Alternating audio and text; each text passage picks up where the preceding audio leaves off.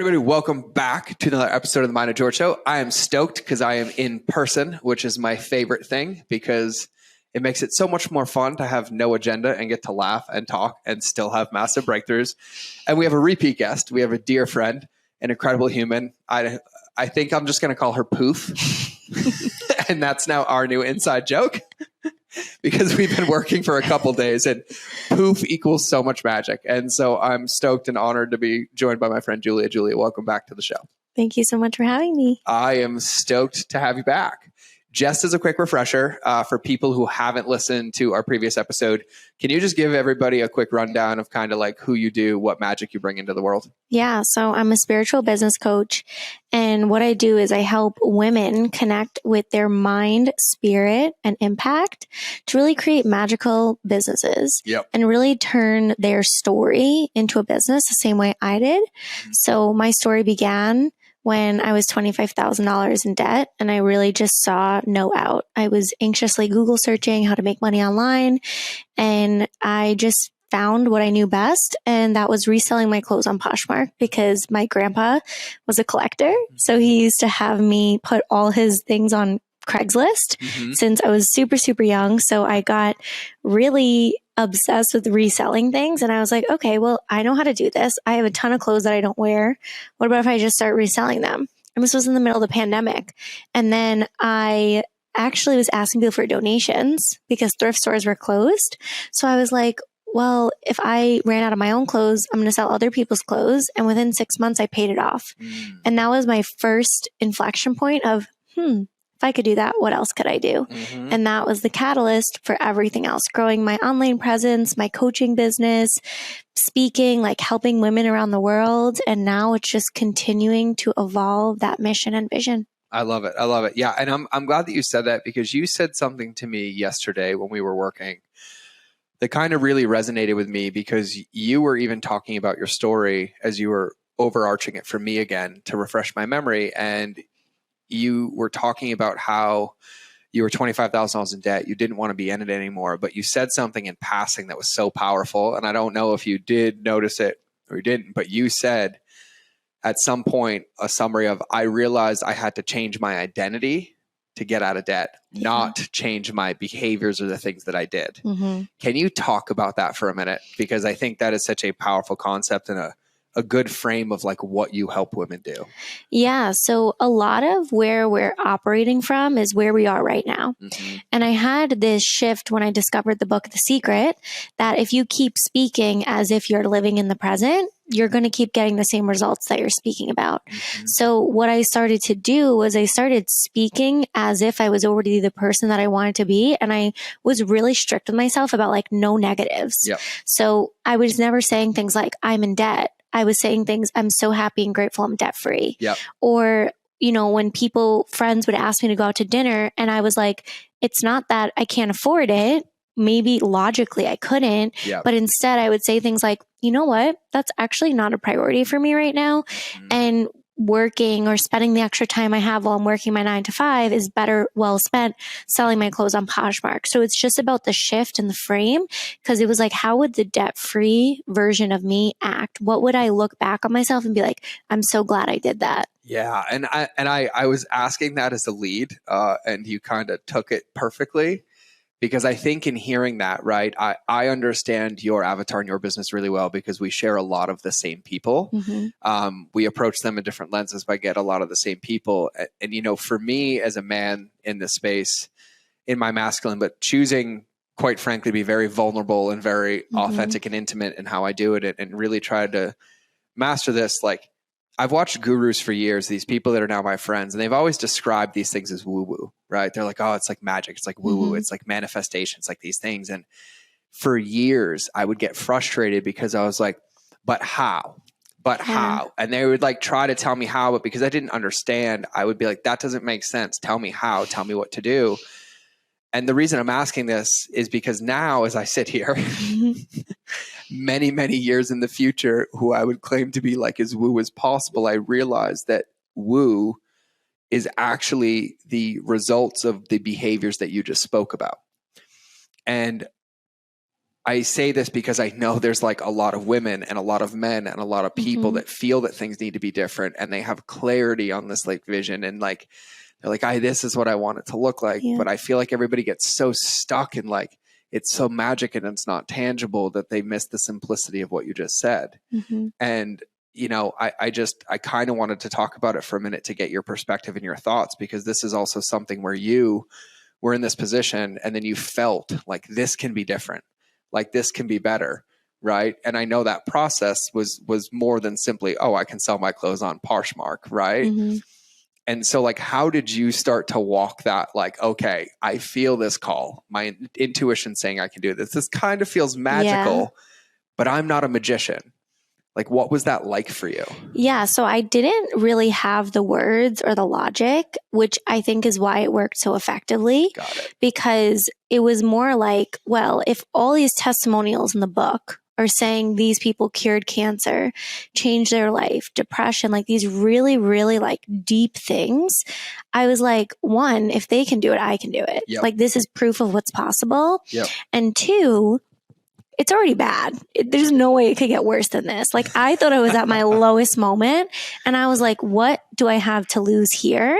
So I said to myself in that moment, only something good could come out of this. Right? Because the worst thing is I let myself down. And I'm like, I'm already feeling let down because I just found out I'm 25K in debt. So it was really that like point of inflection where it's like, I feel like I have nothing left to lose. This can only work. And it worked.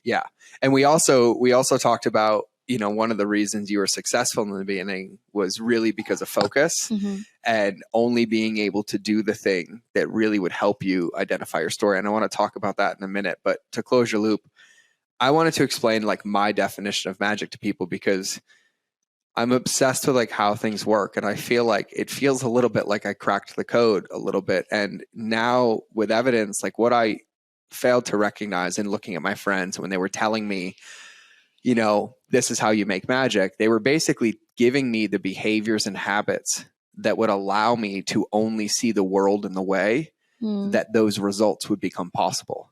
And as you were speaking, like for everybody listening, we talk about the reticular activating system, right? And in the book, The Secret, I struggled with it for a long time. Like I was very resistant to quote unquote woo. And I was like, this is bullshit. Like, fuck you. And I would yell at people. I would swear at my wife, like, this is bullshit. Like my life is over. Like I'm suicidal. I'm depressed. And you're telling me that I should say to myself, like, I am lovable and that's going to fucking fix it. Like I've been in trauma for years. And I was very, very resistant. And in hindsight, in recognition, the only reason I was resistant is because the only thing my reticular activating system could see was all the pain and the story that I was in, because that's what I was familiar with. And so the example I give to people and how works is that the moment you go buy a new car, you realize everybody in town has that same car, but you didn't see it before because all you saw was what you had. And so the how of the magic of manifestation, of calling in the things, is then getting a little bit of clarity on like what belief or what thought or what behavior. And so Benjamin Hardy talks about this in Personalities and Permanence. Like you have to act as if you're living in the future. You invest in your future self. You take the behaviors of that person in the future. And so if, things aren't working in your life and you're 25K in debt, you can't say, how do I get out of debt? You have to say, what are the habits and behaviors of somebody who has $100,000 in the bank? And you pick one. And then you start speaking about that one and repeating that one, which starts to tune your reticular activating system into seeing that. And then your behaviors align to that new belief. And that was like the time that I was so consistent with my morning routine. Like affirmations, like come hell or high water, I was saying those I am statements in the mirror. No matter what. And I was so consistent. Now it's a little bit more habitual where I kind of just say them. I don't necessarily feel like I need to write them down to remember, but I just remember like brainwashing myself for the right reasons. Yes, like that is that is why my life works. And like we were talking about it today, like we're sitting in my office and I told her, like, you realize there's 100 lighthouses in this office. There are slogans and reminders of all the habits and behaviors, not of who I am or who I was in the past, but who I want to be in the future. right? And it's no different than telling my friend and choosing a training partner that says like, hey, I want to commit to training with you every day for 30 days because I recognize that even though I say I want it, there's going to be days that the only thing I remember is that, oh, I can't go to the gym. I have work to do. But because I have that little bit of pull into possibility and that consistency, it starts to tune my activating system or my frequency into that behavior. And when the consistency with that new behavior, only if it's one or a small part, it will still eventually stack up and start to pull you in a different direction, but it has to be consistent. Yeah. And one of the challenges that I faced early on in entrepreneurship, and my wife would make fun of me because she is like, you are the king of 6-figure businesses. And like, she's like, you would, in 1 year, you launched 6 different offers, products, or businesses that all got to somewhere in 6 figures. And then we're like, it's not working. Okay, start again. And okay, start again, because I kept hitting a level that I'd never been past. Yeah. And then rather than trying to stay consistent or change my behavior, I would keep trying the same things and it would eventually stop. And so I would then have to start all over again.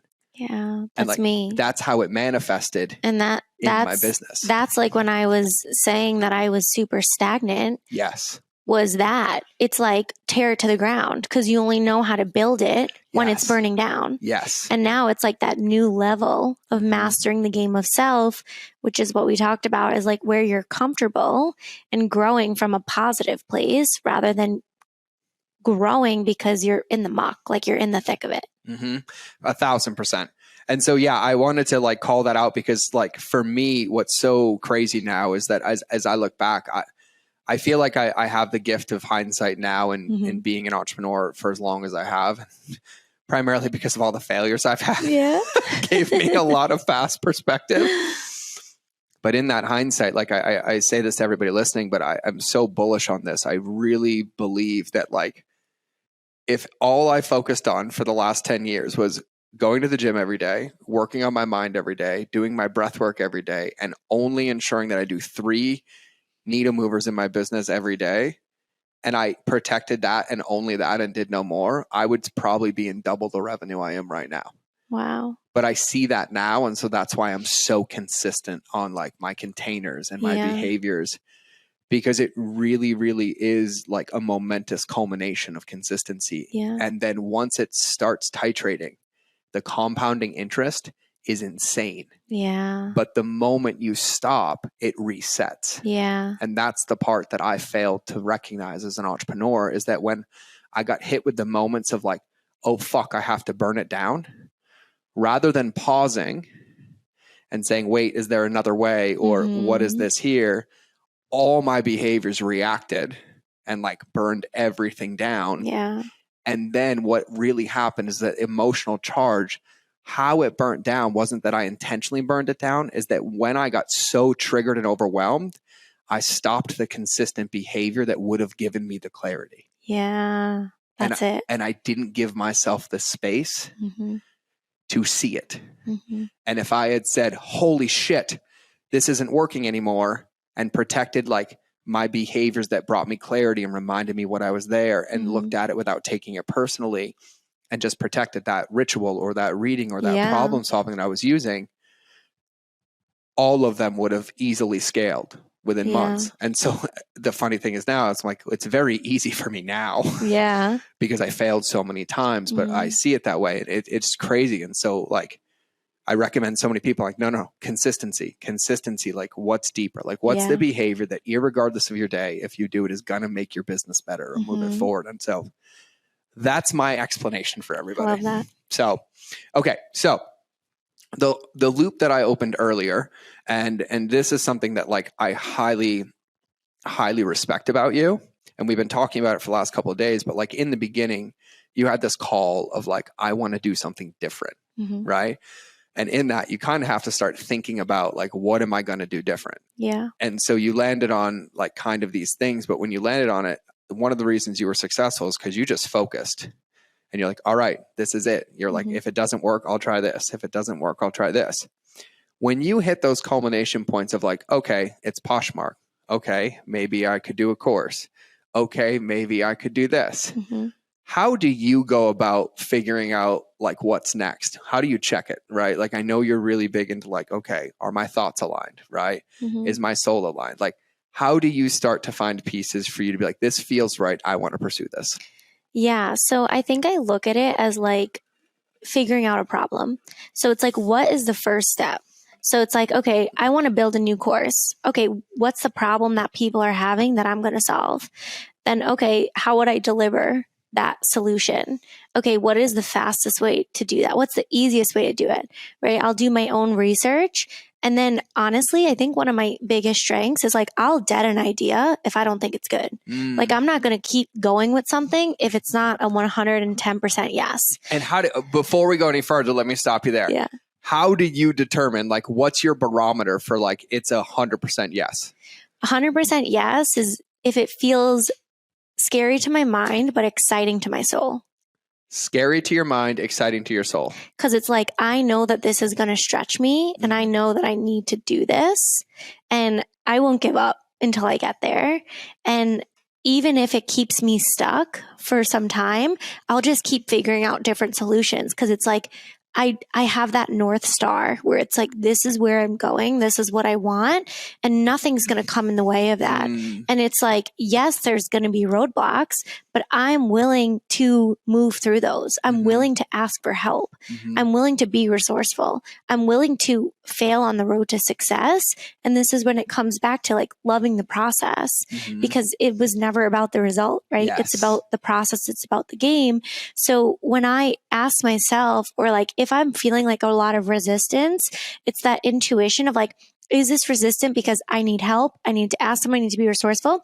Or is this resistant because I'm building this from a place of ego? Yep. Or this is out of alignment and I never wanted to do this to begin with. Yeah, I love it.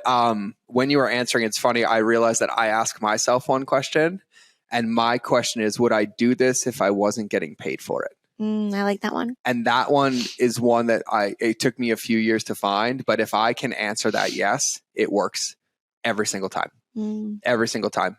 And it truly like helps me as well. Yeah. Right. And so one of the things that I love about you is your ability to like use experiences and your story to like help other people. And you love helping women like kind of find and use their story. Right. And so obviously like I'm a big fan of this. I love this. I think it's incredible like what you do. But I think before we even get into there, I think it's really, really important for people to understand the power of their story. So can you kind of talk about like people's stories, why they matter, like what it can do in the world? Because I really, it took me a long time to recognize how much more value my experiences added to the world when I shared them. Yeah. So your life experience is your greatest asset.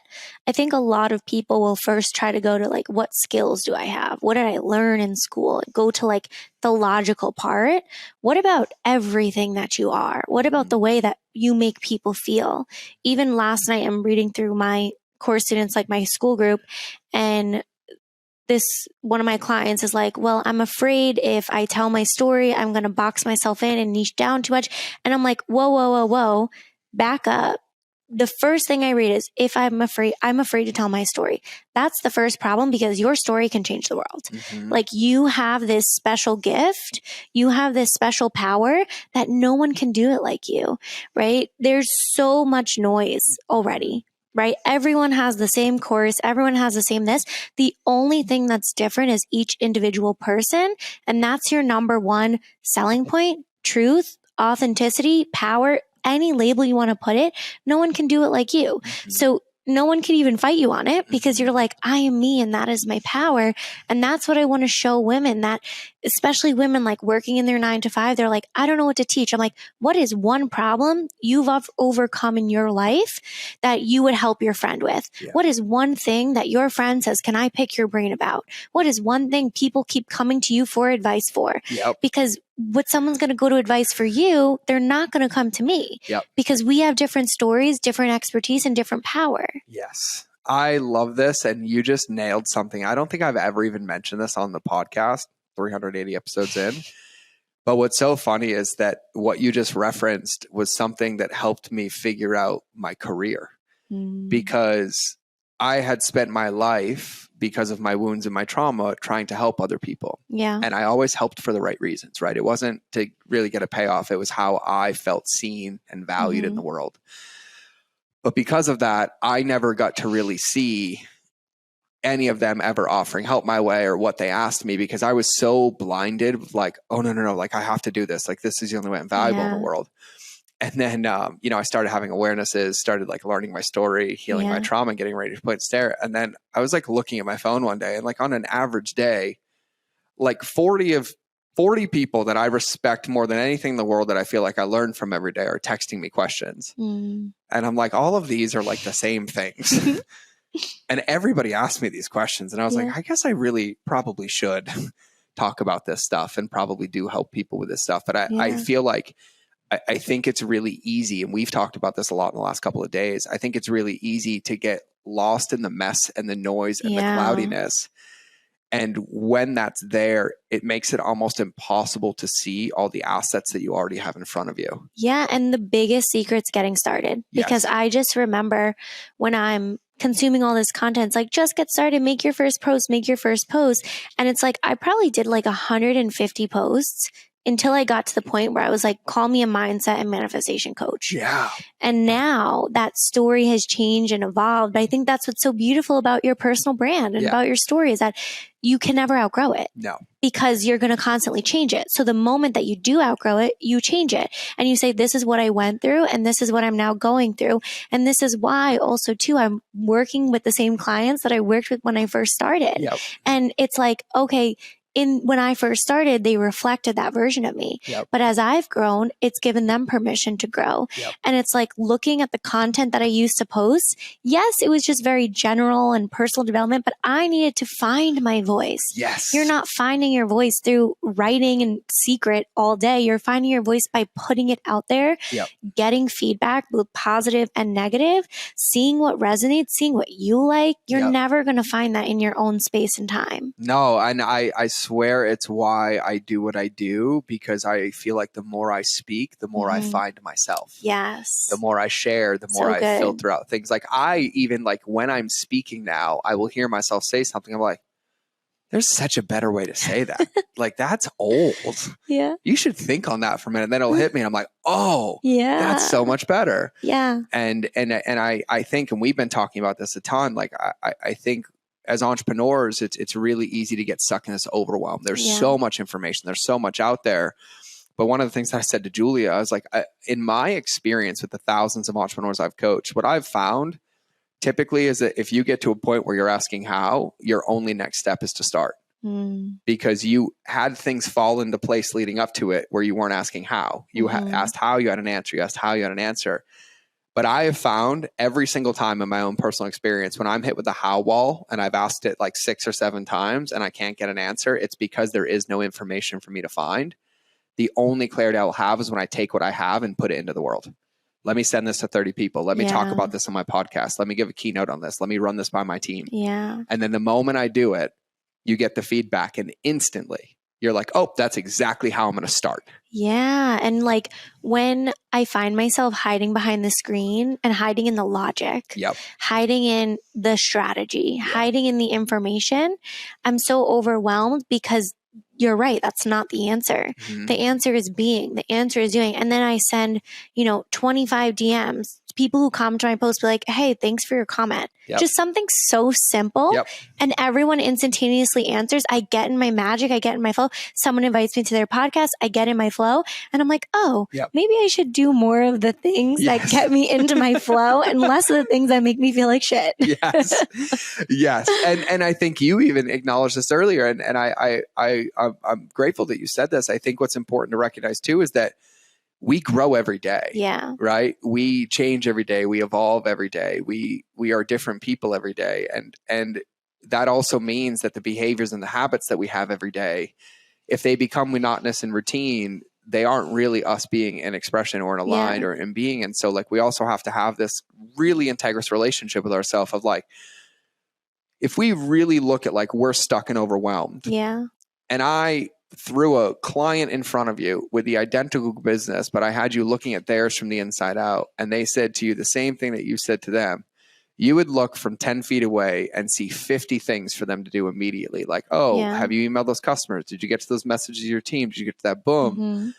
But we get so overwhelmed and convoluted in the noise and all of it that we lose sight of the simple things. And so like, that's why I'm so bullish and like, make sure when you get in those situations, you don't stay in them, pattern interrupt yourself, go for a walk, listen to a song, like move your body, get out of it. Like you cannot solve the problem in the same container that it was created in. Yes. And so good. So you have to remove yourself out of it so you can actually be like, okay, cool. Yeah. Like this is where I am. This is where I want to go.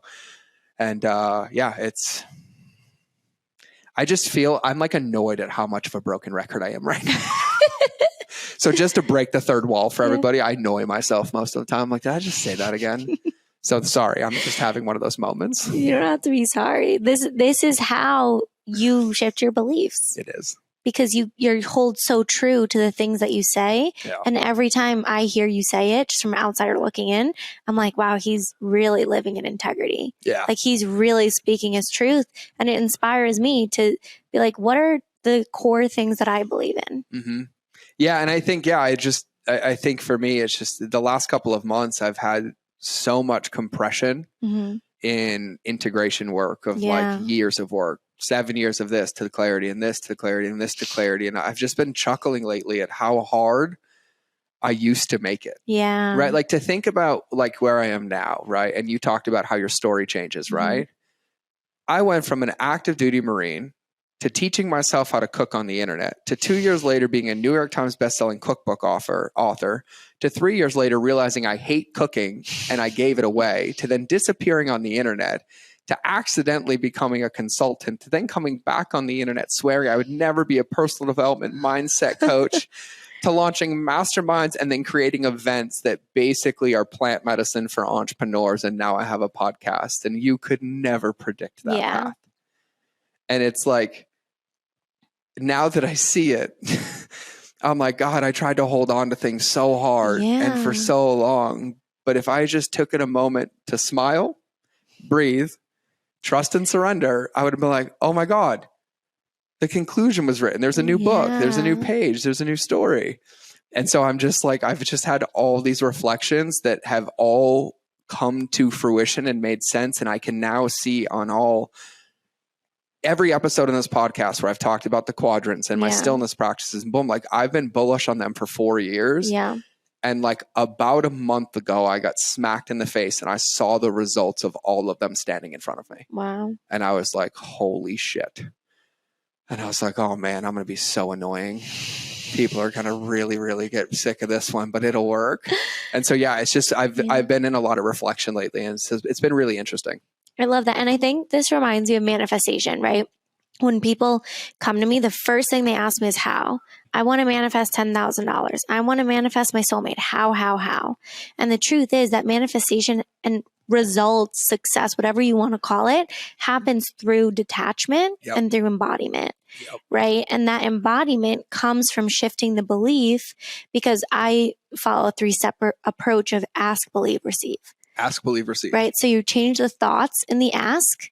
You change the belief in the believe, and in the receive, you open your heart and you detach. You surrender, you detach, and you're open, and you create the pathway for the universe to meet you halfway. And that's really the way that I look at it. So it's like when people ask me how, no, it's who do you have to become in order to match that? Because you're only ever going to get what you're an energetic match for. I'm going to tell you right now, the first time one of my personal development teachers, when I asked them how to fix my marriage and they said, who do you have to become? I was like, you can go fuck yourself sideways.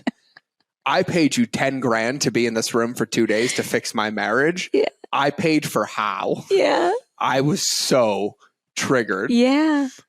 And I think I even reflected to you yesterday how like the other day I was having a conversation with my wife and I was like, God, they were so right. Yeah. Oh, I get it. But God, I made it so hard. Yeah. And how I break this down now, because I like to be able to explain things for my own simplistic 3-color crayon brain to understand. That's a Marine joke. Don't worry. Is really, I now can explain it with convergent and divergent thinking because what was happening is I'm like, I want this. I need to make $25,000 in the next month, right? I like March of 2020 when I lost 2 companies and $400,000 a month. I started over in March 2020. Yeah. That was 3 years ago. Yeah. Now we have the podcast, 4 new businesses, an events company, consulting, one-on-one clients, intensive models. And so I was hit with this again, and I was living a lifestyle of $500,000 of cash a month. Yeah. New houses, new horses, new cars. And in 30 days, it was gone. Mm. And I've been met with that lesson so many times. And sitting with the who, what I started to recognize is that with convergent thinking is linear. Mm-hmm. And I would be like, all right, how am I going to get out of this? But because I had just built it off that level, I could only think about the ways in which I had done it. Yeah. That's convergent thinking. Divergent thinking is like, how could it be done when it's not linear, right? So the example you give when you teach it, it's like you put a brick on a table and you ask people like, how can you use the brick? And they're going to be like, oh, you can build a brick wall, you can build a blank, right? And then that's convergent thinking. But then I'm like, how else can you use the brick? And it's like, oh, I could use it as a laptop stand. I could use it as a planter. I could use it as a door stopper. I could build a Lego tower on top of it. And when you start to think of all the other creative ways, the convergent thinking, you start to figure out what behaviors or actions or ways that you could think about all the possibilities differently to allow them to come in. Yeah. And so that's like one of the things that I've always challenged myself on, because what you just said took me a long time to recognize. And I want to edify what you just said very, very deeply, because it's like, if I say like, I want to lose 10 pounds and I just walk into the gym and say, I want to lose 10 pounds, I'm not going to lose 10 pounds. Yeah, because you feel like it's not you. Well, yeah, but I still don't even know how. Yeah. But if I walk in the gym, like I'm going to walk for 20 minutes a day, I'm going to drink a half a gallon of water, and I'm going to have one smoothie instead of a meal, and I'm going to do it every day for 60 days, I'm going to lose 20 to 30 pounds. Yeah. But in order to do it, I have to focus on the behaviors that are going to create the result, not the result itself. Yeah. And what you explained in woo-woo terms that I love. And I'm translating into my pick rock up, pick rock down terms for what it is, because it's even more evidence alluding to what you shared earlier. Yeah. Right. And, I like that. And then the receive part, this is the hardest part. If you're asking for it, you can't get upset with how it comes. Yes. I'm glad I learned that lesson, because I learned many lessons in my life in hindsight that I was begging for. Please help me see this. Please help me see this. And I thought it was going to come in a message in a bottle delivered on my doorstep. Oh, no. Nope. It came with my employee stealing money. It came with getting hit with a lawsuit. Yeah. It came with my number one client firing me to realize toxic patterns and how I led my team. I asked how to be a better leader. I was hoping for an easier response. Yeah. And so I say that because that's a lot of the surrender to be open. And I was so resistant because I wanted my answer to look a certain way. And so I couldn't see the answers that were already in front of me. Well, this is how I met Marcos. Yep. Because when I was manifesting my relationship, I knew what I wanted. I was like, I know exactly what I want in a man. And I was very clear about it. And I picked a spiritual sign of a butterfly. So I would go on all these dates with these men. And I was like, I'm going to see the butterfly. I was like, he's going to take me out to dinner. It's going to be on the menu. I just knew it. So I'm making up all these stories, all these scenarios. And then I go out to dinner with like a distant friend, a girlfriend. And I was telling her, I was like, this is so weird. Like, none of these relationships are working out. I'm like, but I thought they were great, but I haven't received the confirmation I'm looking for. They never ended up working out. And she's like, well, have you ever thought about just being open and surrendering and allowing it to come when it wants to come rather than you trying to control it? And I was like, no, I didn't really think of it that way. So I go home and I write in my journal and I'm like, God, I am open and ready whenever you're ready. I was like, this is like my green light that I'm open and ready. And remember, I hadn't seen the butterfly in like 6 months. Marcos and I are on FaceTime as friends because that's what we were when we first started talking, rekindling. And we're on FaceTime for 3 hours, felt like 2 minutes. And I look up on my screen and there's a huge butterfly. And I'm like, I gotta go, hang up the phone. And I'm like, God, I'm like, what? I'm like, that's not what I meant. And I'm like, what are you talking about? He's just my friend. And that was the first time I learned surrender and that you're going to get the message you need, not the message you want. Yeah. And actually, I think this is funny because I'm going to give a tangible example on how I did this intentionally by creating a container. We talked about this at lunch. We were talking about first class and coach, right? And, for me, we're talking a lot about now, how do you surrender, or how do you create a container? How do you make a behavior of your future self? And I'm going to share this story. And this is not about anything other than accountability. And I remember I was going to my first paid keynote and I got paid $2,500, and I was probably making right around $100,000 a year. And I was flying, probably 5-6 times a month. And my wife was like, you are going to book a first class ticket, right? And I was like, no, I'm not. Yeah. I was like, I'm saving that money. Yeah. And then she's like, okay, so you're flying to give a talk. You're going to be in the back of a plane, canned from other people, get off, have 3 hours to talk, expect to feel better, turn around, fly to Retta back, come home to us and feel good. And I'm like, oh, she's like, listen, this will help you. This will be blank. And she was basically like finding my movable middle to give me a taste. And so I booked the flight, got on the flight.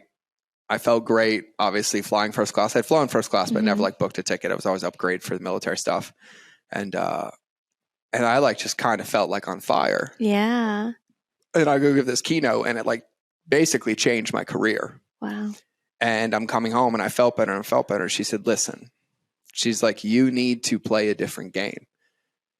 You belong in all these places, but you don't think you do. And you need to align your behavior. She's like, I'm going to challenge you to never book a coach flight again. And I was like, okay. And I made the rule. I have not changed it in 7 years. Wow. But what's so crazy to me is within like 3 months, I had like tripled my revenue. Wow. And I was like, holy shit. And then I started to recognize that there were ways, and I saw the hows on how I could invest in my future self, how I could invest at a coach at the next level I wanted to be at. Maybe not the money I put in, or how I could choose to only stay in certain hotels because they made me feel better and they made me feel like I was in my power and I was choosing to move up a level. And so I just kept finding these little pockets of my life where I could find myself playing small, where I could find this 10% stretch of like, okay, well, you're an entrepreneur. You can snowboard 1 day a week, right? This season, I set a minimum of 3. Yeah. Because with all the businesses I run and everything I do, I have to earn that. And it forces this compression of like, what matters? How can I be more efficient to kind of buy that time? And so you can do it with flying first class. You can do it with only renting a certain type of car. You can do it by compressing the time window that you have, which will force a behavior change. Yeah. And so there's many, many ways to do it. So for everybody listening, I wanted to give you a couple of like hows, because like those are the patterns. So it's like, if you're used to saying like, I'll give you an example with fitness. Like if you're like, okay, I run 2 miles a day, why not 3? Yeah. Even if you only go 2.5, or even if you make it 3 every day, but you only hit 3 days a week. That extra 3 miles a week is an extra 156 miles a year. Yeah. That is an extra 1,000 miles in a decade. Yeah. Those little behaviors for Compound. everybody listening is the how to you manifest, to you receive. Because when you also surrender to those behaviors open you up to seeing and receiving the things that you can only see because you're investing and stretching to a new level. It's so true. And I had this experience firsthand when I started putting myself in bigger rooms and investing in myself bigger than even I had the capacity. Like I remember like my first really big investment in myself was like $22,000. And then it was $20,000. And I just remember actually when I invested $20,000 last year back in October, when I look at my revenue, look at it in the year, not the months. So if you look at it in that month, it was a negative like $17,000 a month because of how much I was reinvesting back in the business. So that was October. That November was my first $40,000 cash month. And I was like, whoa. I was like, that was cool. Oh, and by the way, I want to pre-handle something for all of you fuckers that are having a thought of like, oh yeah, you can just book first class. You pay $100,000 a year. I didn't just fully surrender. So I gave up eating out and my 3 coffee trips to the coffee shop every day and made it 1. Wow. And then I actually ended up saving more money because the behavior change forced me to focus on the things that mattered. And I realized I was diluting all these things and I was costing myself cash I could invest in the business.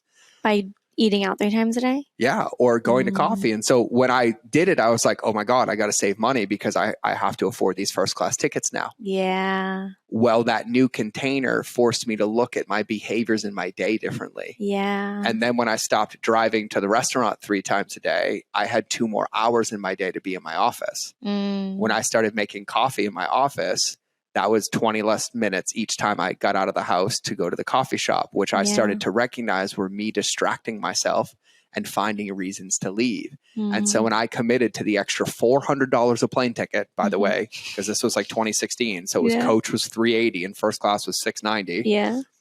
It's not that good now. Some of them are. But by forcing myself to commit to that, it changed the way I saw everything else I was doing. Yeah. And so, of course, I was like, oh my God, I don't have the money. But that scarcity feeling, because I committed to stretching, was no longer scarcity. It was this awareness of like, oh, I'm wasting a lot of time. Yeah. That could be made money. Yeah. Oh, I'm doing this a lot. That could be made money. And then I started losing weight and getting more energy. Yeah. Because when I was eating at home, I was eating cleaner. Yeah. And then I had more energy to make more content. Wow. And so like, it's not that you change 100 things. It's that you pick one and you change it. And then you adjust the trickle as it comes down because it will change how you see things. Yeah. And so I just, for all you, stop drinking fucking Starbucks lattes 3 times a day. You're welcome. Okay. Some of your sushi habits would double your business. And I know you love impressing your friends and going for the $400 dinner. But that's 3 clients on your $5,000 funnel. So get that bullshit out of your head. Okay. I'm just calling it for what it is, and I'm looking at you to say it because I think the same things. It's just choices. Yeah. So now I want to ask you a fun question. Okay. So you're in Montana with me for a week, which is a blast. Marcos is here, and it's like family. I love it. So I want to kind of paint the picture because you're in my opinion, you're an incredible entrepreneur. Like I told you that I think within 5 minutes of meeting you. Yeah. And I was like, I just feel like telling you what I feel. And then sure as shit, I was right and everything aligned and here we are. And you've done an incredible job, but I kind of want to see if you'll paint the picture of kind of like what your business has been like in the last 90 days. What have you been seeing? What have you been experiencing? Kind of like, what was your mindset? What was it like kind of leading into coming to Montana? Yeah. So I made this big shift of realizing that I was distracting myself in my business to hide from the things I knew would make me successful. And that's probably the first time I've compartmentalized it is on this podcast and actually said it. Yeah. Because I didn't know that's what it was. Because it's like when I started taking the actions that I knew would breed the results that I wanted, I was like, oh, it gets to be that easy. And that's when it comes back to trying to make it hard because I was so used to making it hard. So the past 90 days, and it's perfect to look at because it's the first half of 2023, Q1 has been my most successful quarter in business to date because I started looking at like, how could this be easy? How could this be pleasurable? How can I have more fun doing this? And actually looking at myself in the mirror and saying, what do I like to do? Not what is this person's strategy and what do they tell me to do? And then trying to see if I align with that. Starting from within first, what makes me happy? Well, talking to people, firing the people that I'm afraid to maybe speak up and say, you don't align with my vision. This work doesn't align with my vision. And getting so crystal clear on who I am, what I want, and not letting anybody and anything stand in my way of that. And just this like complete, utter focus that the game is me versus me. Yep. And it's a constant evolution. I'm not perfect at it, but this is the most me I felt in like my whole entire life. I love it. And just so aligned with my mission and my vision and my desire to help. So like in the beginning, it's like, oh my God, how can I make the most amount of money the fastest? Right? Every person thinks they're going to open their business because, oh, I'm going to make all this money. There's so much opportunity.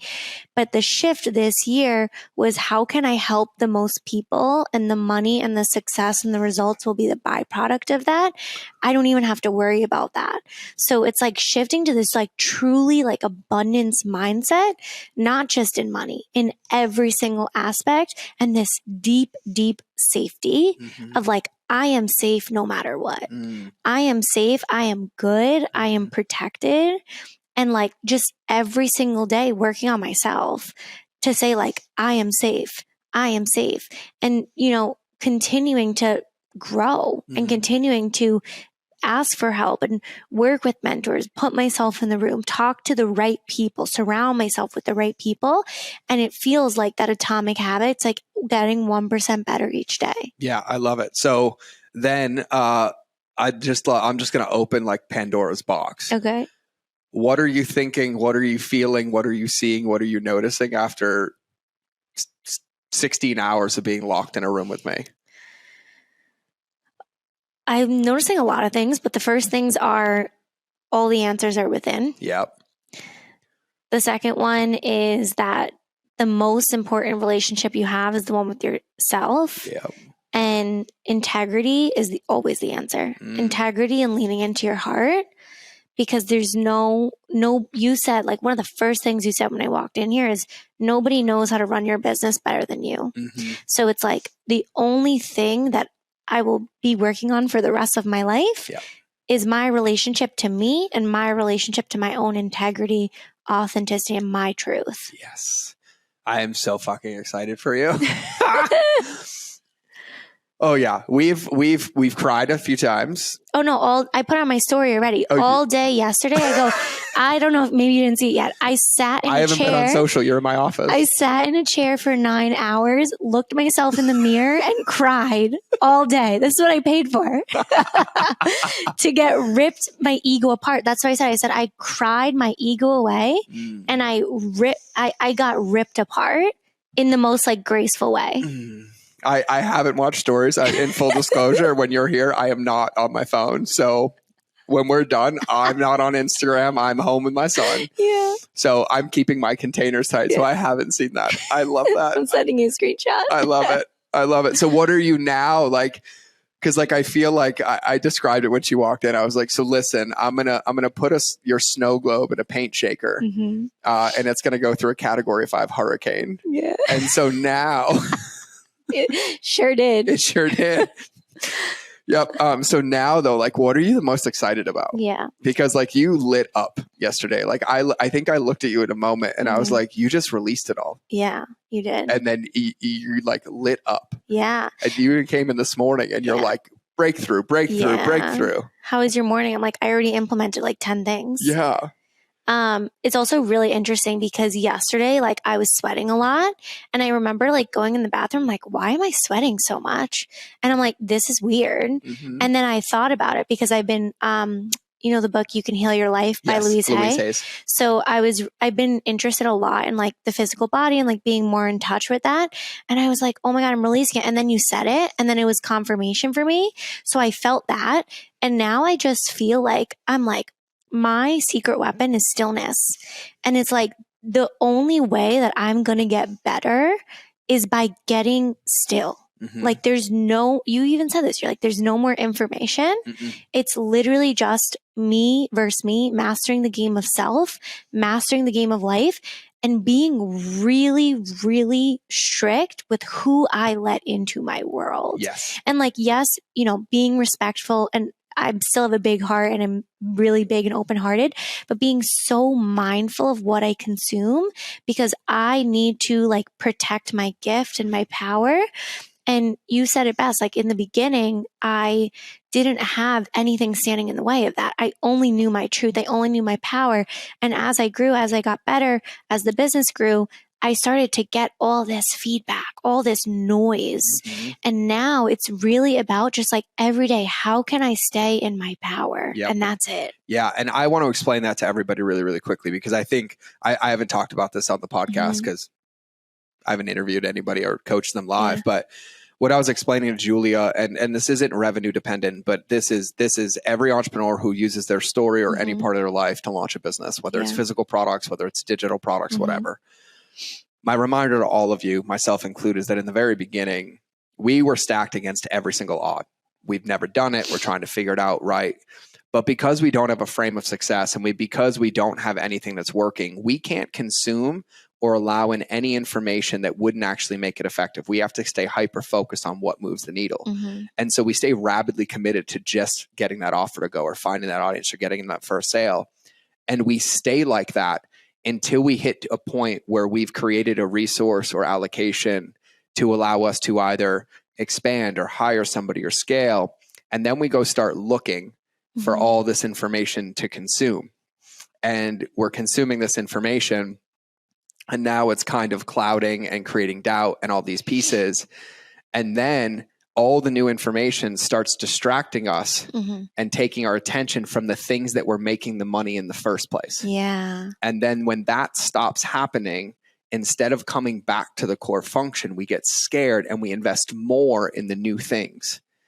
And so this pattern is a yo-yo that I watch almost every single person I've ever coached, myself included, every one of my friends, all of us in the very beginning, going back and forth. Because when you consume all of that and you don't take the space to say, what am I picking up?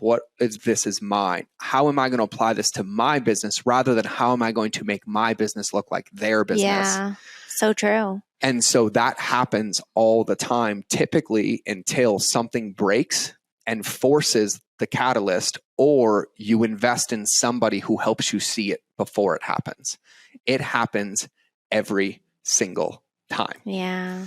And so my analogy for it, though, is that in the very beginning, when you're starting, you have your message, you have your offer. And as you're expressing it to the world, you're kind of picking up a few colors from other artists and other painters. Yes, I remember you saying to help express your message to the world. And that's how you're learning how to express it. But has to become a point that when you express enough with theirs, you stop using theirs and then ask yourself, what's mine? And then only paint with your own paint. Yes. Right. And so this is around your messaging, how you see the business, but it also happens in the business. And so I'm saying this because when you say stillness, what she's referencing is really allowing herself or any of you to pull yourself out of the pill bottle or out of the business to 30,000 feet, to pause for a moment, to look at it differently. And I couldn't see it that way. No. And that's why I'm in this room, is because I needed help seeing that blind spot. And then once you pulled me out of the pill bottle and really just showed me the way, I said like, oh, wow, I see it now. And I was like, you're speaking to my soul. Like now I get, like I was able to come to that myself, but I was so in the weeds of it that I couldn't see any other way. And that's when that like logic really can like cloud your vision and stand in the way. It does. And so another analogy, and so I said this to Giulia as well, an easy way to think about entrepreneurship, in the very beginning, you are only the star quarterback. Yeah. That is your only job, right? Once your business starts getting operational and sustainable, whether that's $3,000 a month, $4,000 a month, $5,000 a month, 10, wherever you start looking for all the things that you can do differently, you have to recognize that you are no longer just the quarterback. You are the quarterback and the coach. Yeah. And so when you're operating in the business, doing those functions that are working, you have to be the quarterback. But when you're done with those, you can't ask what's next in the business from the quarterback position. Yeah. You have to move yourself into the coach position. Yeah. Because now there's other players and other things on the field. Yeah. Other than just that one offer or that one ball going up the field. And then you'll run that until you have to then be the owner of the stadium or the coordinators up in the office that now has a team of C-suite below you that are your coaches on the field, and you're seeing it at a bigger level. Yeah. And so the reason I say this is for a lot of us, it's like you can commit to running a marathon, but you have to take a break and assess, what food do I need? What fuel do I need? How are my feet? Should I rest? if you're doing an ultra, it doesn't matter. Like there's every point in your life, there's a pause point or an inflection point. And the dangerous part of entrepreneurship, and I'm bullish on, is that everybody doesn't recognize the addiction that it is. Yeah. Because you will forever have a never-ending to-do list. You will forever have a never-ending amount of distractions and a never-ending amount of things pulling your attention. And so entrepreneurship is the one bucket that doesn't force a pause. Mm-hmm. If you work a 9 to 5, you have a forced pause because you go home to sleep. Yep. If you're an entrepreneur and you're on your fucking phone till 3 a.m. and you sleep for 3 hours and get on it again, you don't have any pause period to allow reflection, to allow you to see what pieces are there. And so you have to force it. Yeah. You have to actively force it. You have to be willing to step away. You have to be willing to, when you're triggered in the business, to go for a walk outside. You have to be willing to go dance or listen to a song or do anything, because what you're really trying to do is pattern interrupt it so it forces a pause, so you can assess or triage, for lack of better terms, where you are, where you should spend your time, what resources you have, so that you're intentional about your actions. Yeah. I love that. So yeah, that's been a big one. Definitely just stopping. And like, even I shared with you this morning, you're like, check in, like, how was your night? And I had that point of inflection where I've been working with an esthetician, and I invested $500-$600 in new skincare, facials, the whole 9 yards. And for me, I'm like, I've done so many things, they're not working. She's like, well, are you consistent with them? And I was like, no. So I was like, okay, I invested all this money into skincare. I'm going to be consistent. And then last night, right, I knew that I needed to do the face mask to see the results I wanted, right? I said once a week, that's what I'm going to do it. And I looked in the mirror and I said to myself, am I going to do the face mask or am I going to go to bed? Mm-hmm. And I chose the face mask, even though I knew I would have had to go upstairs, wait 10 minutes, come down. I already showered. It's more inconvenient to wash off the face mask outside of the shower, like the whole thing. And I was like, but this is what my future self would want. My future self with beautiful skin, with the skin goals that I have, working with my esthetician. And it felt so good that I honored the commitment I made to myself. Mm-hmm. And then it ended up unlocking a lot of clarity, firefighters, things relieved that will not come back because you chose the new self. Exactly. Yes. And a lot of integrity in other areas of my life, other situations. And now it was a positive compound instead of a negative one. Yeah. So like for everybody listening, like if you have not listened to the podcast on the wedge of expectations, I'm going to give you a how and break my own rule right now, but I'm going to give you a how in the example of fitness, right? So you had a reference of like my future self, whatever that picture is to you, takes care of her skin, prioritizes her self-care, right? And last night you were like, I can choose the old me or I can choose the new me, right? So once you had clarity on who the new me is, you have a choice in that behavior. So for everybody listening, I'm going to use fitness. When Branson was born, I think you all know this, but I just gotten out of the psychiatric ward because I was going to attempt my life again. And I was massively obese again, like 235 pounds.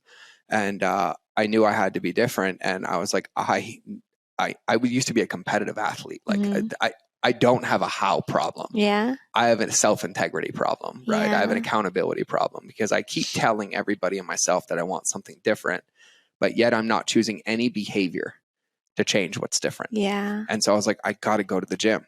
And so I was like, and this is where I created that wedge of expectations, because I was like, I want to really push myself. I was a Marine for 13 years. Yeah. I didn't sleep for 13 years. I can get up at 5 a.m. before my kids get up.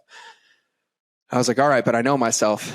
And I was like, all right, cool. My goal is to go to the gym for an hour every day from 5 a.m. to 6 a.m. And that was my ceiling. And my floor was at minimum every day for 30 days, I had to drive to the gym parking lot at 5 a.m. And I considered getting to the parking lot a win. Yeah. And so if I got to the parking lot and I didn't want to go in the gym, I'd already won. Sometimes I cried. Sometimes I sat in silence. Other times I listened to an audiobook. I remember one time I listened to the podcast that gave me $100,000 idea that worked the next day. Wow. But I only didn't go into the gym for 8 days.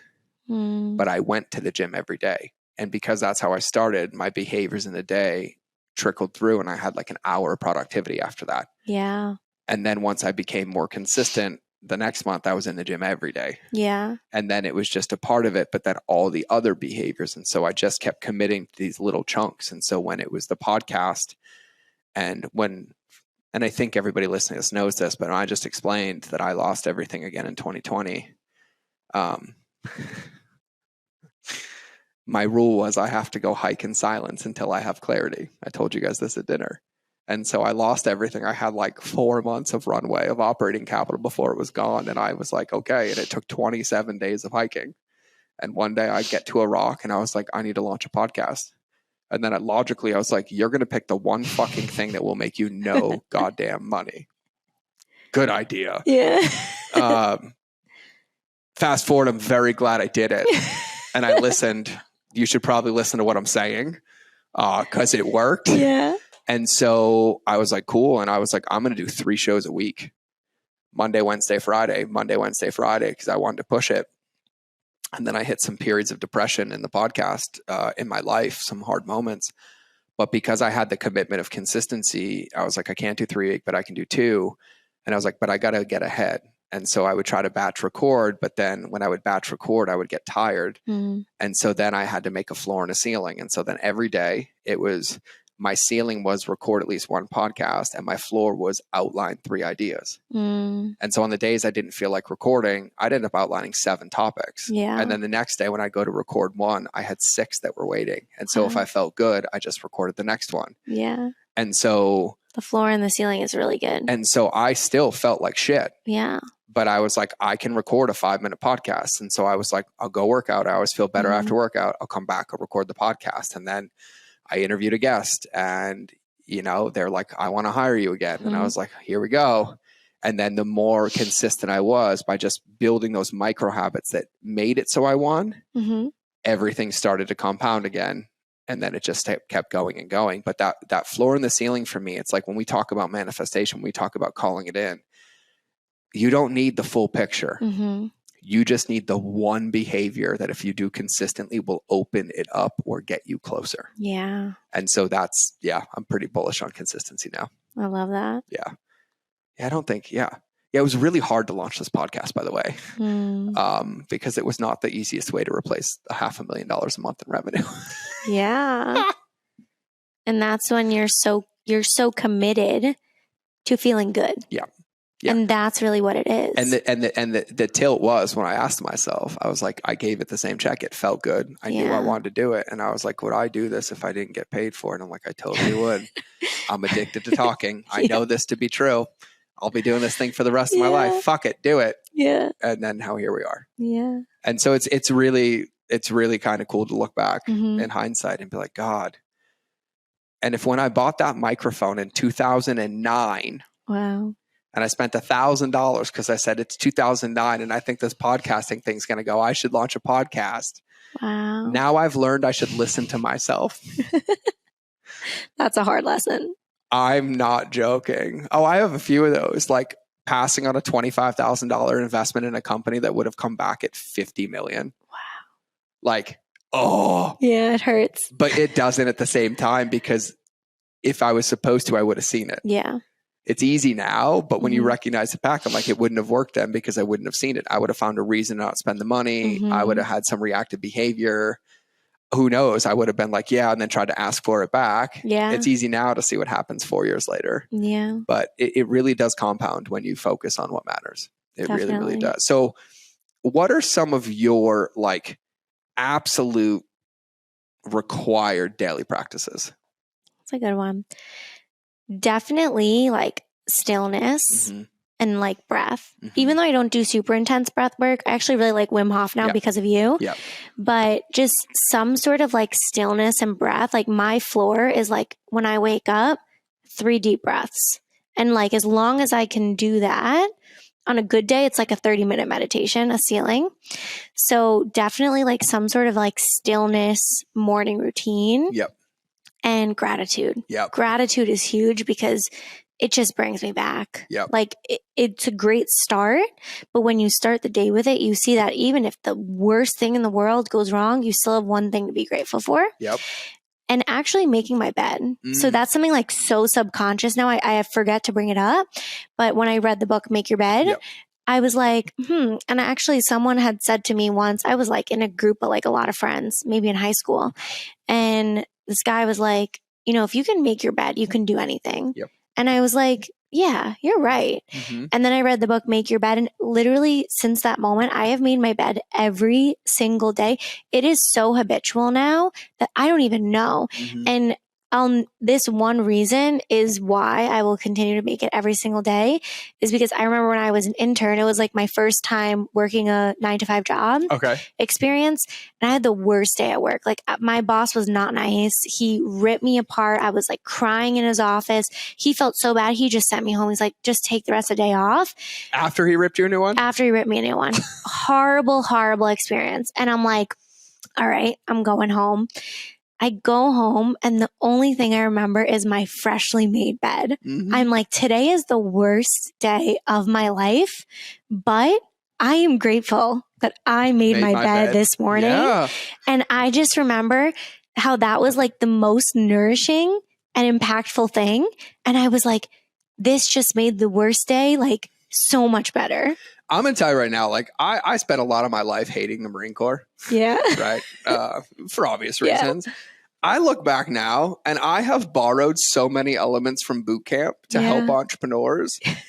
And like, I'm like, God, I really did hate them. But God, it was so easy when the first thing I did every day is I didn't have the choice but to get up and then make my bed and then go. And like, I've talked about this on the podcast and I want to talk to you about integrity. I feel like you embody integrity and I love it. But I talk about integrity a lot on the podcast and I started challenging myself because I realized a lot of my days were really hard and I was really struggling. And I started like recognize my behaviors. And I started to recognize that every morning I would set my alarm at 5, but then I would snooze it 3 times. Right. And I'd get up at 5:30. And then I was just sitting one day in one of my stillness practices. And I was like, I wonder if my days are hard because the first thing I do in the morning is break my word to myself. That's good. And it hit me like a ton of bricks. Yeah. And then I was like, oh, shit. I do that. I do that.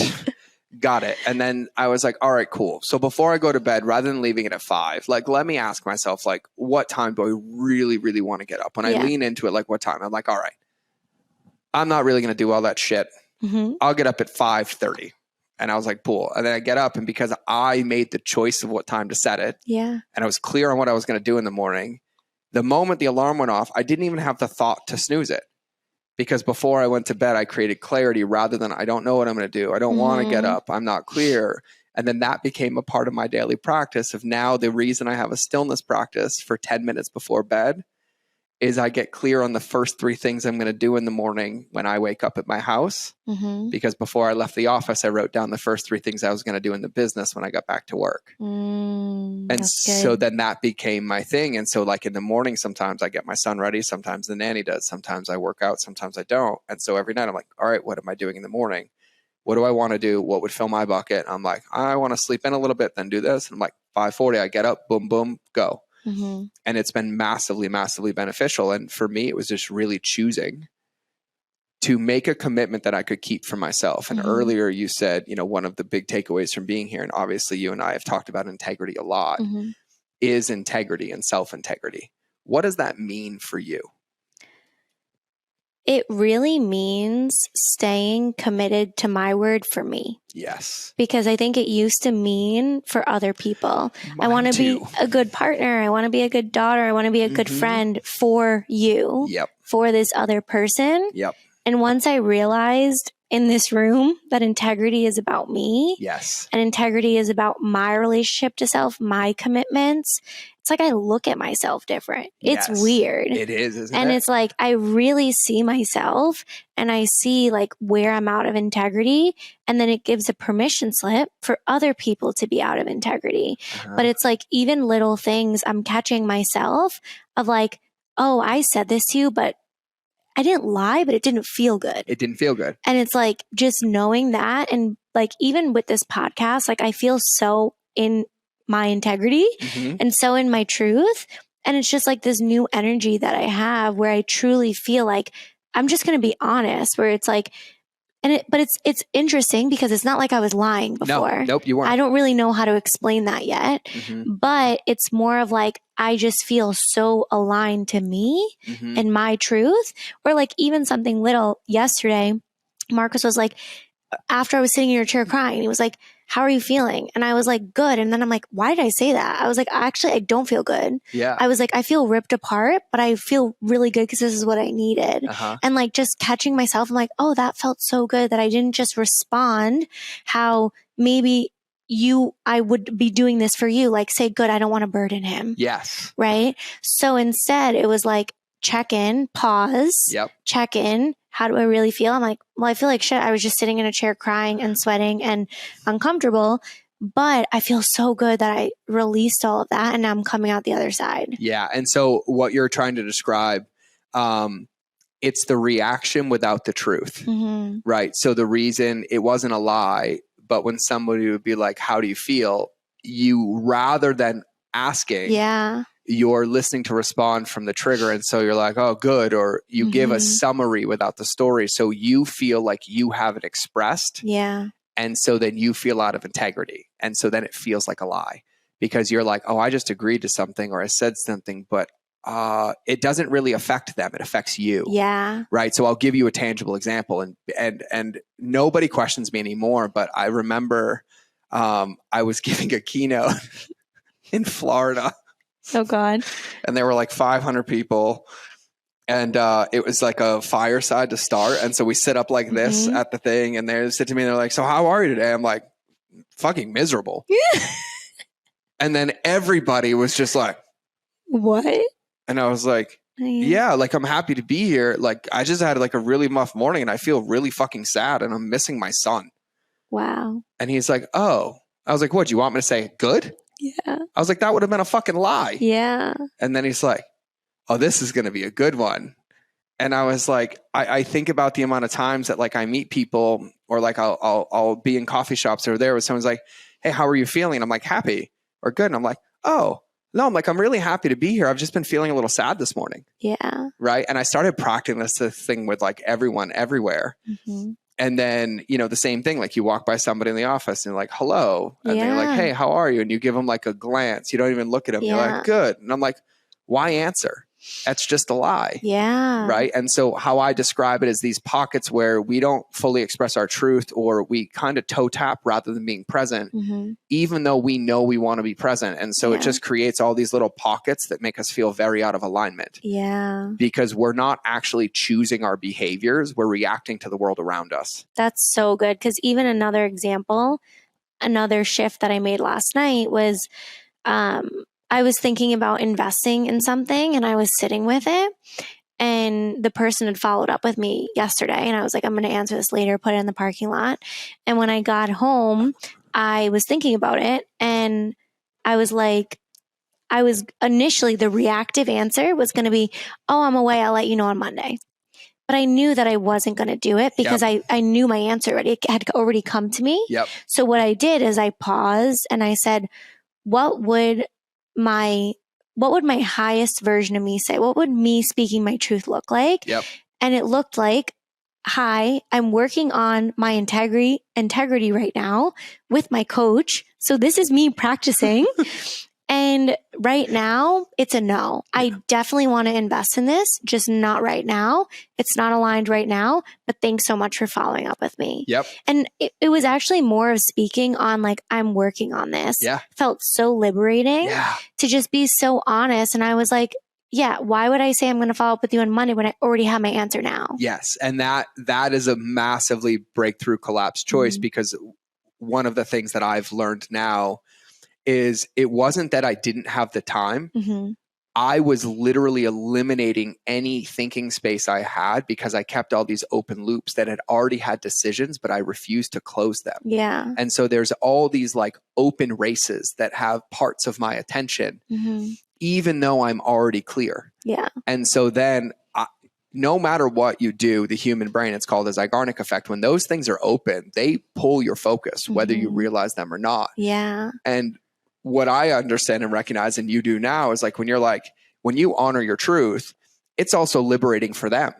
Because that guy is like, wow, she's clear, she's honest, crystal clear, rather than them spending the next 3 weeks chasing you and pursuing you. They can actually go find a client that's in alignment with them right now. And then have the ability to save the relationship. So when you choose your integrity and you choose to share it in that moment, you're actually liberating everybody. Yeah. And you're allowing yourself to make decisions faster and really clear on where you focus and spend your time. Yeah. And like, even then, like I do this all the time because I don't like open loops anywhere. Mm-hmm. And so like, I have friends text me like, hey man, I want to come down to Big Fork and do a podcast in person. And I'm like, dude, I'd love it. I am completely booked for the next 3 weeks and I can't even look at my schedule. Can you text me in 3 weeks and remind me? And he's like, totally. Yeah. But rather than leaving his text unread, and then me like, when am I going to get to it? When am I going to get to it? I was like, well, he wants to come be on my podcast. Yeah. Oh, that's totally fine. Hey, will you just set a reminder and remind me in 3 weeks? I think that's how we scheduled our first one too. That is. I do it all the time because then it allows you autonomy. And I'm not like, hey, you have to do it right now. I'm like, when you feel it's good. Yeah. I was like, Julia, shoot me a DM. We'll get them scheduled. Yeah. And then when you felt good, you reached out. And then when I felt good, I leaned in. But you weren't waiting for me. You weren't like, oh my God, is he going to say yes? You knew I was. Yeah.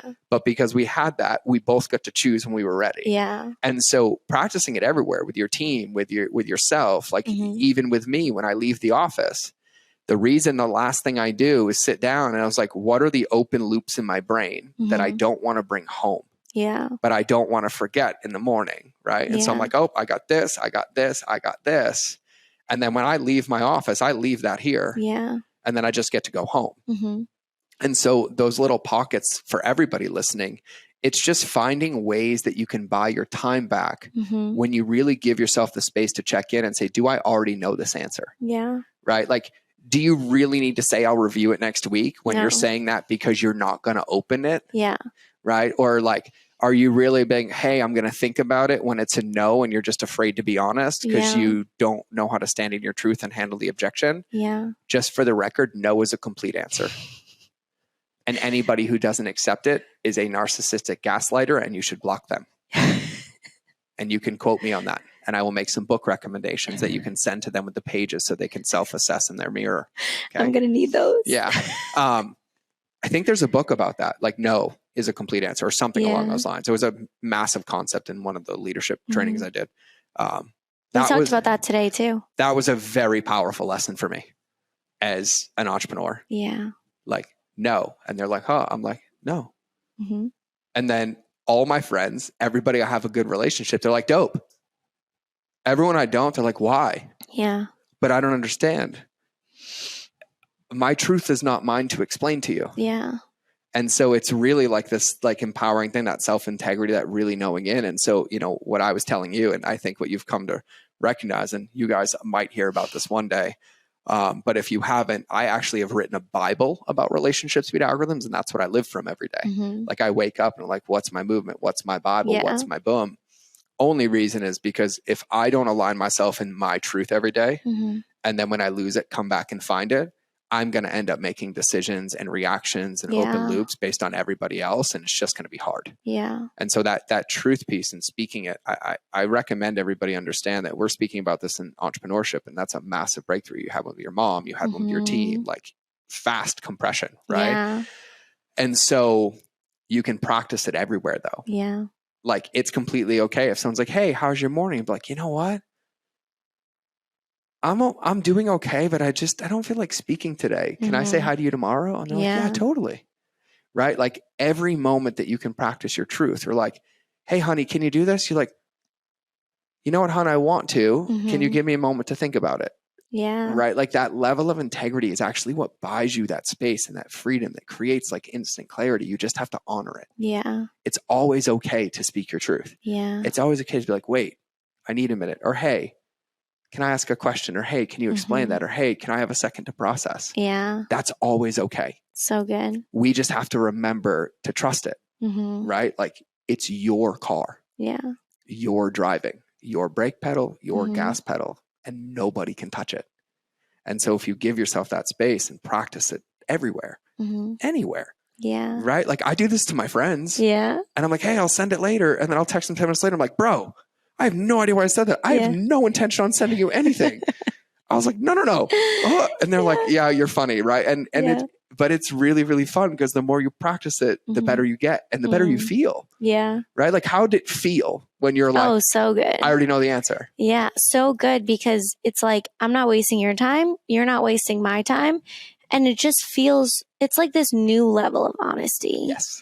Right? And it's like this higher level that I can't even explain it, but I'm like, I am really standing in my truth and like really standing in my power. And like, I feel so powerful in like a magnetic way, where it's giving everyone else a permission slip to be in their truth. It's like this positive effect. And I think it's important too, and I'm thinking on how to frame this, but in standing in your truth, you know, I think I see this a lot in entrepreneurs. Standing in your truth is not telling your team how to do what you won't do. Standing in your truth is not saying the answer from your head because you're not acknowledging your heart. Yeah. Right? Standing in your truth never offends or upsets anybody because it is only about you. Yeah. Your truth is not yours when you're saying things like, I don't want to do this because you, or no, because you, or you. Nah. You have to be very careful. Your truth has to always be I. Yeah. Because if it's not your truth. Yeah. And then it creates a lot of stickiness and a lot of resentment and a lot of reactance. And so I say that because, you know, I watch people trying to lead and they have these principles and they're like, this is what I believe. And I'm like, listen, I love that you believe it. And I truly believe that you want to believe it, but believing it is not saying it, it's being it. Yeah. Right. And I think for me, a lot of the times I struggled. I got a lot of feedback early on in my career, and I was very aggressive because I was coaching people on very deep wounds and I had an awareness of them, but I was coaching them without acknowledging mine. It came across as aggressive and narcissistic and demeaning because I had the answer. But my truth would be to share my story and relate, but I was too uncomfortable. And so I would say, well, you, and I was recognizing my own wounds. But then I was saying, well, because you do this, and it was landing for them. Yeah. But because it wasn't really me recognizing it in them, I lost clients, hundreds of thousands of dollars, had to repair relationships. Now it's like, well, Giulia, what like I'm feeling about this is like, this is where, and you're like, me too. And it's this massive effective shift because it's really like my truth. It's not the adulterated version or the filtered version or my other favorite little wound is you'd be like, all right, so how's the deal going to go? And I'm like, well, if I leave out that part and that part, they're guaranteed to say yes. So I'm like, so this is how it's going to go. That was one. And I'm going to own this. And for years on this podcast and everywhere else, I was so insecure that when I would say numbers, I would keep some of them accurate, but then I would inflate other ones and pretend that they all were. And so like the reason you hear me now when I say a number or I'm like, no, I didn't do that. The whole team did that. I just helped, is because I'm so bullish on checking myself because I realize the pain that my words cause when they're out of integrity. Because when I claim things that aren't mine, they make it incapable of other people being seen. Yeah. And so like, that's been like a big one for me to focus on. Wow. And so, yeah, those were some of my little like hiding spots that I would find. And so when you speak your truth, and I'm going to edify what you said about like being in stillness and really checking in with yourself, it's because when you are in your truth, there is no other option. Yeah. Right. So there is no space to say, but why, or but what. You just see it so clearly. It's so clear. And when you communicate it clearly, it's received clearly. Yeah. And that's a big part of it. And so, you know, everybody listening to this, the most important thing you can do every day is to have a full integrous relationship with the vehicle that you are driving. And that means that you have to check in with your heart and your truth. Your check engine lights. To make sure that what you're speaking and what you're putting out into the world and into your team and into your meetings and into these things are in alignment. Because if they are not, they all come back and make the wound bigger. Yeah. And they break, and the resistance and the pain. You're going to keep attracting it. You are. So how do women go about finding their truth? That's a loaded question. I know. And I was like, let's see what happens. I'll drop this bomb. Yeah. I think it first starts, like, I just remember like my very first step was being so honest about my past. Like just putting it on paper. And I think I even had this trust with putting it on paper. Like, oh my God, if this is out in the world, this makes it real.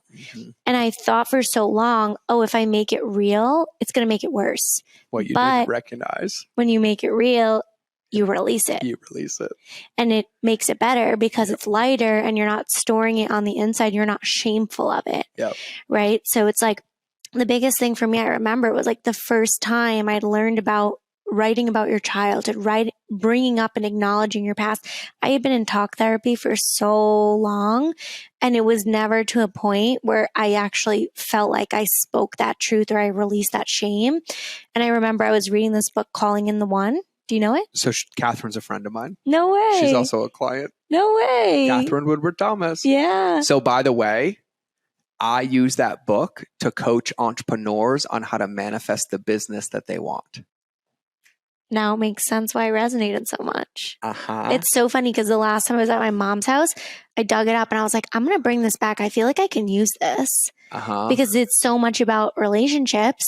But that book changed my whole life. That book was like the catalyst for me. My talk therapist recommended that book for me. And that was January of 2020. When I started doing the work, I met Marcos December 31st, 2020. That's when we had the FaceTime. So anywho, I'm doing the work and it's a very like, you have to do the activities. It's not like you sit and read it. It's an act. I don't know what you would call that. Like you take action with the book. And that was the first time I looked at my past, and it was like just so many of the exercises were so good. Like write letters to every past relationship, like close the loop on the past relationships, like release the trauma, get naked, look yourself in the mirror, love your body. Like just so many of these exercises that I had never done. It felt so foreign, so strange. And that was the first time I learned about living in my truth, and I learned about bringing my story out. And that's when I discovered I had a story. I didn't even think I had a story, right? Because you suppress it so far. And I kind of subconsciously knew like, okay, I've been dealt some shitty cards, but this is not how I'm going to choose to play the game. I just didn't know how it would manifest. So it's like that book started it for me. And then that's when I got into a journaling practice, a meditation practice. Then it became the 1% better each day. And then the debt hits like a bus. It's like, oh shit. Now I have all the tools. Now let me apply it to this situation. I'm debt free. Ooh, that was cool. Let me apply the tools to what am I going to do next? I want to move out of my mom's house. I want to get an apartment in New York City. All the things. And it's every single time a new step on the ladder, but you're using the same tools. Yes, they're evolving. Yes, you're changing, but you're using the same tools that made you feel good, that made you stand in your truth, that made you stand in your power. You're just evolving to a new level. So remember, and by the way, men, and women, irregardless of your relationship status, that book is a absolute workbook to self-love. Like hands down. So everyone should read that because it is the only way to fully embody and have the habits and rituals, in my opinion, because I use that book to fully embody and love yourself, irregardless of calling in anybody. But now you've read it, right? So do you remember the part of like, oh, well, if there's no space, so if you only have one nightstand instead of two. I got rid of all my pillows. If you have your whole closet full and half of it's not, right? Now think about the airplane seat. No, I'm not catching it. The airplane seat is cleaning out half the closet. It's making space for the new you. It's putting a container. The first class. That's good. Yes, that's what it is. Making a container. You're making a container. And I remember so vividly that exercise. I had 3 pillows in my bed and I got rid of one. I cleaned out half my closet. I so remember those exercises. So like, I do that with office spaces. I do that in environmental designs. Like when I read that and then I remembered it in entrepreneurship, I was like, this is magic. And I was like, this is another manifestation. But a lot of those principles are the ones that like you use for containers. And that book made so much sense. Now I want to like go home and dig it back up because we're going to be using that book in your business, by the way. Yeah, I need to because so many of those exercises are like still things I do now subconsciously. Yeah, I know. I remember you. And what I teach. Remember you don't have a content problem? Yeah. You have a too much content problem. I have too much to say. Yeah, we have taken you from a shotgun to a sniper rifle. We are clear. So I say that for everybody. That book is incredible about really, if I was to summarize it, it would be the manual to design your future self and the container to allow you to step into it. Yeah. Right. Because whether that's, another example, and this is what I did. When I made the decision a couple of years ago that like I really was never going to be fat again, I got rid of all my fat shirts. I kept 3 and 3, and then I bought 2 sizes down, and I hung all the clothes I wanted to wear in my closet. And so I got rid of all the things that I was comfortable in, kept the 3 that I had, and I was like, I have to earn the right. And so rather than emptying out half my closet for a partner, I filled up half my closet with who I wanted to be. Yeah, that's so good. And every day I walked into my closet, I saw it. And then every behavior when I had that shirt on, and I was like, yep, I want the other one. So by the way, if you guys don't believe me, if you go look at the period of time, there was a 2-year period where the only hoodie I wore was a work harder hoodie on stage. That was one of the hoodies because I was 225 pounds, 230 pounds. And so for a 2-year period, that's the only hoodie everybody saw because it was the only one that I allowed myself to wear. And then the moment I lost the weight, it got in the trash and it was gone forever. So like those containers. So like when you think about your creative space and you're like, oh, I was right for 20 minutes. Well, what would your space have to look like or for you to feel comfortable to want you to stay in for an hour? Well, actually, I write my best content on the subway. Yeah, a lot of people do. I don't tell people this, but... Do you know your human design? Yeah, I am a manifesting generator. And what's your default? Do you know? I don't know. We'll look it up after. Yeah, I have a picture. Okay. So I have to show it to you. But so what I do to like flex my creative muscles is I play Subway Surfer. Yeah. So I'll get on the subway. I love this. And I won't know the line. I'll go on a line that I don't know. And I'll be like having to pick like what's going to be the closest stop to home. And then I'll just stay on the subway. And then if I get off like too early, I'll just get back on. I have to figure out how to get home like without maps. But then I notice I'm like, oh my God, that's helping me be creative because I don't know how to get home. And default is like, look at my maps and like know how to get home. And then also I write my best content on the subway, no service, like headphones in. That was what I was telling you, my most viral post. Yep. No attachment to the outcome. It was something about our relationship, huge learning lesson I had. It got me like over 600 followers and I think almost like 200,000 like non-followers reach on a static post. Wow. Like a screenshot of my notes app. Yep. Like the simplest thing. And I remember I wrote it on the whole subway ride over to Marcos and it was a Saturday night and we were like staying in and working and he was like, are you going to post it? I was like, I don't think it's that good. And he's like, I think you should post it. And I was like, it's a Saturday night. That's the worst time for engagement. Like everyone's out making all this. He's like, just post it. No attachment. Blew up. I was on the subway. I even have typos in it. Some sentences, I look back, I'm like, ooh, that was a typo. But it was just so authentic and I was so in my creative on the subway. So now like I haven't really intentionally done it to just go on the subway, but I'm like my best content's when I'm sitting on the subway. Well, and I'll give everybody else listening some tips. So Nir Eyal is a friend of mine. He wrote the book Indistractable and a few other ones, but he's basically like the master of behavioral design, game design. And he talks about like behaviors. So like I drive a different way to and from the office every single day. Wow. So there's no routine. So it forces my brain to stay present rather than like numbing out. Yeah. Right. And so like all these little patterns and behaviors, like I do the same thing, except when I'm traveling somewhere, I will literally be like, I'm going to get there without a GPS because like the amount of places I've allowed my brain to atrophy by relying on technology. Yeah. Is a muscle that I'm not flexing, but it also forces me from this is the path, which is convergent, to there are all these different ways. Divergent. And so it allows you to see things differently, right? So that's why I'm constantly looking for like pattern interruptions or like, can I change this? Or I do this all the time. Like I'll work out in the morning one day, dinner one day, lunch one day, early one day. I actually started switching up my workouts and it started to become way more effective. It is. Instead of like, because I also realized the new identity, like probably up until like 3 months ago, just really this year, I was just waking up and working out because I didn't trust myself. I was like, well, if I don't do it the first thing, like I don't trust myself to do it later in the day. And it was that like 9 to 5 mindset where I'm like, I have to go the minute I wake up because I was so conditioned that by the end of my work day, when I was working a job, so burnt out. I was like, I could never work out at night. And I still don't like working out at night, but I'm now like, wait, I built this business. I built this life. I don't give myself the freedom to go at 9 a.m. when everyone starts their first meeting and the gym's empty. Yep. Yeah, exactly. Right. Like, and I think what we have to recognize, and we'll start landing this plane, but like when you get to that point, you're like, wait, this is my world. Yeah. But when you are stuck in the pill bottle, you feel like it's not and you can't control it. Yeah. But when you step out of it for a minute, you're like, I make my schedule. Yep.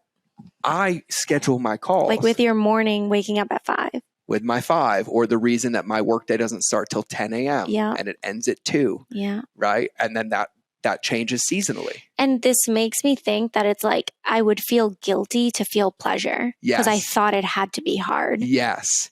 But, and this is why my favorite book is The Little Book of Clarity. I'll start this when, I'll have fun when, I'll start on Monday. Yeah. Is toxic thinking. It never happens. Yeah. Fun never comes. You have to choose fun now. Yeah. So part of investing in your life as your future self is not putting 12 hours a day in your calendar to run ragged so you can earn the right to go snowboarding. It's where can I make 4 hours right now because fun still has to be a priority. Yeah. The behavior that you choose is what forces the clarity everywhere else. And we can land the plane with it, that being manifestation. Yes. Because every client that comes to me, they're like, well, I'll take time off when I make more money. Yes. I'll quit my job when I make more money. Yes. But you're not going to make more money till you quit your job. No. Until you go and give it your all and you show up fully present and embodied in your business. Yes. And it's the same exact thing where it's being your future self now. And then the universe, in my way, says, your wish is my command, and energetically matches that. Yes, exactly. So for everybody listening, by the way, I think I've done 2 podcasts on personalities and permanent. That would be a good book. There's No Plan B for Your A Game by my buddy Bo Eason would be a good book. Clockwork by Mike Michalowicz, if you're analytical and you want the percentages of where you spend your time, would be a good book. But choosing now to find areas in your life where you're not thinking about now, right? And one of the exercises I have people do when I do some events is when I make them introduce themselves to each other for the first time, I get them all excited to do it. And then I'm like, all right, cool. So here's what you're going to do. You have 30 seconds and you're going to introduce yourself to them that like you're a year in the future and it already happened. Go. And so I don't let them think about it. And then they go and they start saying things. And I'm like, all right, partner B, how was it? And they're like, no. I'm like, what was missing? And they're like, well, they weren't excited. They weren't clear. I'm like, all right, partner A, you got 30 seconds. Go again. Yeah. And then it starts to click. And then everybody is radiating and glowing. And they're like, it already happened. It already was here. And I was like, awesome. What are 3 habits this person does every day? Yeah. And they're like, she does this, she does this, she does this. I was like, awesome. Go write them down right now. And they're like, okay. And they come back. And I was like, so I want all of you today to start these for the next 3 days. And then by day 3, everyone's like, is it really this easy? And I was like, if you're willing to ask the right questions and you're willing to put the work in to get to the result it can be. So true. And so, yes, I massively do that. But you're not going to not be on this podcast again and us not see each other. But can we give everybody the rundown and the spelling on where to find you? Good luck, but I will try. At IAMGiuliaGuerrieri. Or click it in the show notes. Or click on the show notes. Or shoot me a DM and say, send me Giulia's Instagram. Her Instagram is the best way. It's I am Giulia Guerrieri. You got it. I just can't do it with the Italian accent. Do it with the Italian accent? Guerrieri. Yeah. You sound like you're in the mafia. I like it though. And now I want like fresh made pasta. Yeah. We're going to do Italian for dinner. Oh yeah. My favorite Italian restaurant. I have to bring you stuff from my dad's bakery. Yeah. Where is your dad's bakery? Long Island. I go to Long Island. And let me know. And I go to Asbury Park. Okay. And I go to Jersey a lot. Okay. Yeah. I'll let you know. But you guys are going to be in Bali. Yeah. And are you when are you going to Bali? In May. In May. Yeah. And then how long are you guys staying? 6 months. Okay. Is our lease. So at that point, another inflection point. Yeah. They it's too cold in Montana for them. So I'm going to get them close. Yeah. In Arizona somewhere. Yeah. We'll get them a drive or a short flight away. Yeah. And then we'll make Marcos fall in love with the snow over there. I like the snow. I know. But I think it's because I don't have to maintain it. Yeah. Well, yeah, you live in the city. Montana's And a little different shovel. with snow maintenance. I'm like, I have a plow person because our driveway's a mile long. Yeah. I'm like, but I wish they did my sidewalks and driveway and my porch too. It's so much snow. Oh my God. But we had nothing this year. I mean, I'm so glad we sold our house in Mammoth. They had, they got an update again yesterday.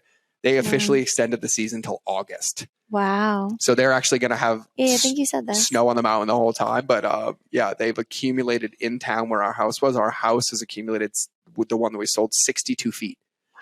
And so at the max, they had like 21 feet in the driveway and then got cleared. Then another one came in. That's insane. It's nuts. It's nuts. So yeah, I'm glad we don't have that here. Yeah. Yep. Nope, we don't have that. But yeah, we'll get somebody to clear your snow. We'll get you in magic woo-woo, Wonderland. I don't know. Montana is definitely an option. It is an option. I might take a trip and come visit you guys in Bali. Yeah. Since you're going to be there for a while. Yeah. That might be fun. We'd love cool. that. So I am Giulia Guerrieri on Instagram, and you can go back to her other episode and you can go listen to my episode on her show, and probably another episode we'll have on her show. Yeah. You can just DM me and I'll send you all of her stuff. I'll make it really, really easy. Yeah. Thank you for being here. Thank you. I am going to ask my famous last question one more time because I feel like you have some new soul truth to speak to people. And I forgot it, so this is good. I know. And I tell people, they're like, I know you were going to ask that question, but I forgot it. If you could tattoo any wisdom on their soul for them to take with them for the rest of their life, imagining they listen to nothing else on this podcast today, what wisdom would you leave everybody listening to take home with them? Speak your truth. Speak your truth. And I'm going to add one caveat. Whether you recognize it or not, you're going to end up doing it anyways. So it's easier to start now. That's a fact, by the way. That's a way to land the plane. That's a way to land the plane. So we're going to wrap. That's another episode of the Mind of George Show. But remember that relationships beat algorithms, especially the one with yourself. I love you. I appreciate you. I appreciate you being here. This has been another wonderful episode, and I'm going to cue the outro now so we can go eat some Italian food. Yeah. All right. Let's wrap. Peace.